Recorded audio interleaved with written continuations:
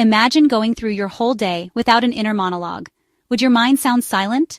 Most people have an inner voice, a quiet narrator in your mind that reminds you about the milk, debates every decision, or just comments on life. But here's the twist. Not everyone has this inner speech. Some people think in pictures, feelings, or even wordless logic. There's no voice at all. So what does it mean to have no inner voice? Well, these folks still think, problem solve, and feel. They just do it differently.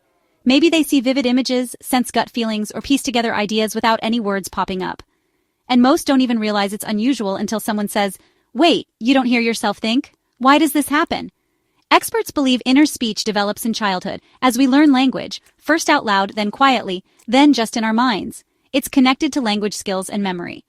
But brains are creative. Some skip words entirely and use other ways to think. At the end of the day, there's no one right way to think. Whether your mind speaks in words, images, or vibes, it's just your brain doing its thing, being uniquely you.